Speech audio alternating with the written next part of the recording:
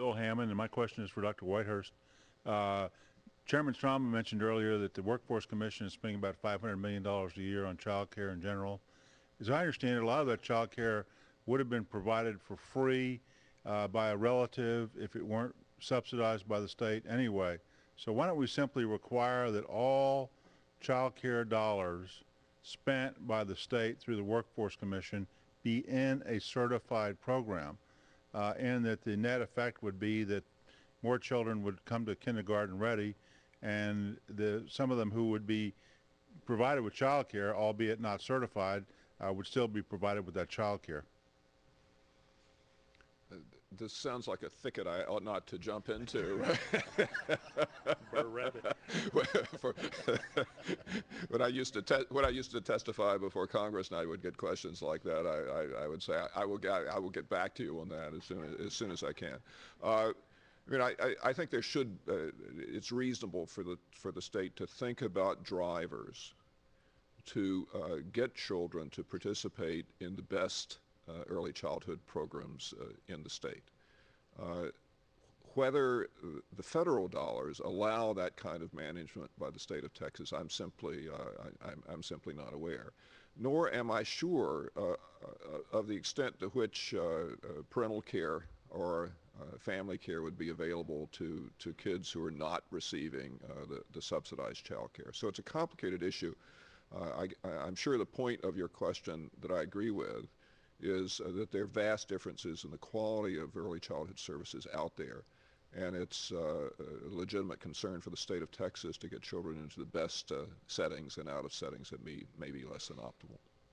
My name is Judy Salaji, and I'd like to ask a question about the Head Start research. That's a large part of Head Start.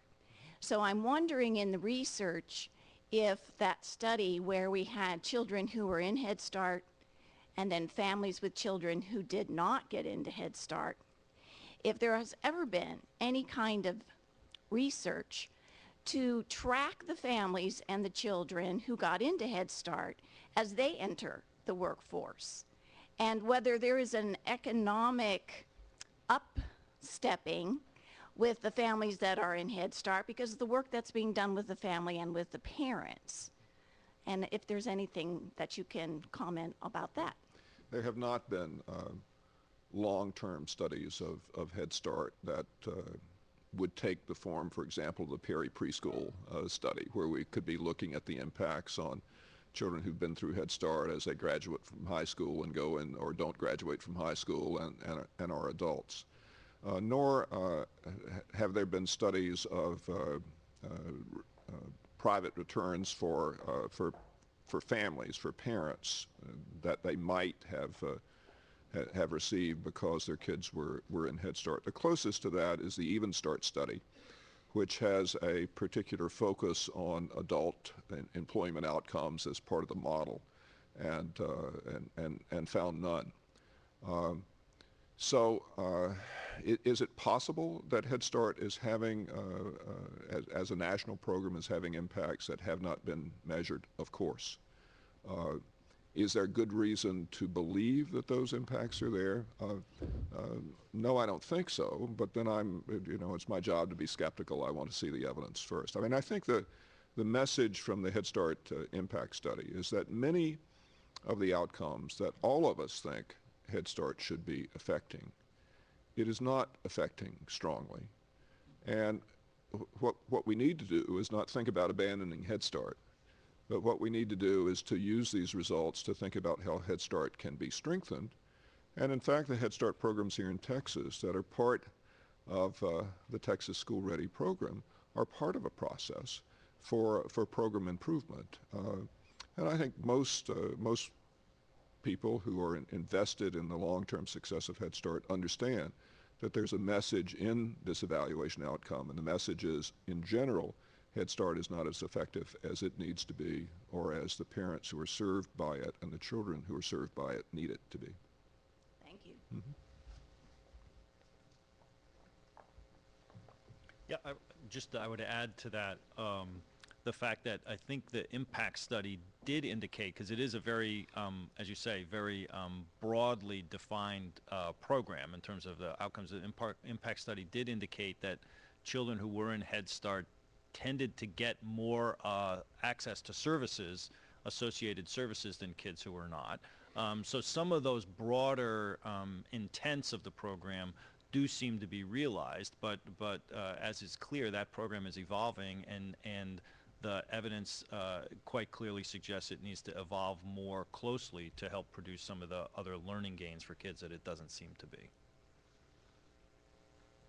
Once again, Kara Johnson with the Texas Early Childhood Education Coalition. So one of the reasons, we invited you and the other panelists this afternoon to come to Texas is to really open up some public discourse on the research behind early education and to have a good, healthy debate in the state. One of the questions I know that comes up a lot is around having a certified teacher in the classroom. How do you respond to what we have done in the state of Texas from first grade on or kindergarten on, saying that you need to have a degree, but not necessarily in the early education years? Okay, well, I'll handle that one. So clearly the K-12 system's been around for a while and has had its set of regulations for quite some time. So you have the early childhood system, which is in many ways, and I think again Texas is ahead of this, is a non-system in most states, is beginning to address what are the qualifications of teachers in that context. I think there are two big aims that often get confused in trying to figure out teacher qualifications and debate whether it should be a degree or not a degree. One of them are workforce considerations. What are the kind of career ladders for teachers, pay, the kind of structural features that guide their development as professionals? And those arguments, a lot of those arguments are made in terms of the favor of a bachelor's degree to help professionalize the workforce. But as is the case in K-12, it is also the case in pre-K that there's just so precious little evidence. In fact, there's no evidence to suggest that all the kinds of things that we require teachers to do, that spend their time and their money on, and many public dollars on, to acquire credits and degrees, do not translate into learning for kids in classrooms. And so that's evident in K-12 as it is in early childhood. I think the argument to be made in early childhood is to accomplish the professionalization of the workforce and the increasing the impact of the workforce by incentivizing and rewarding the right kinds of things, participating in the right kinds of things, which is the kind of professional development. You have lots of examples of it here in Texas. For teachers to participate in ways that translate into their effectiveness in the classroom and learning. And that's different than courses. It's different than degrees. You could find ways of creating courses and degrees around those kinds of things, so that you accomplish professionalization at the time that you accomplish improvement. But I think to incent and reward things that are not designed to be effective in a zero-sum environment is probably not a very good idea. Yeah, I would add to that we have in the last decade learned a lot about what doesn't pay off in terms of K-12 education. We know that individual differences in teacher performance in the classroom very likely related to the kind of interactional issues that Dr. Pianta is focused on in the preschool classroom, that they are essentially everything, and that what we can predict from the route of certification into certification that the teacher pursued, or the other kind of things you can measure about teachers before they get into the classroom, whether they have a master's degree or not, that those variables are extraordinarily weak compared to actual differences in performance in the classroom. And what policymakers in K-12 are struggling with is there is this established system, and it's extraordinarily difficult to change it. What you have in pre-K is a system that isn't established yet. So you have the opportunity to design it based on what we know of what works best, instead of dealing with a legacy system that's extraordinarily difficult to change in the appropriate direction.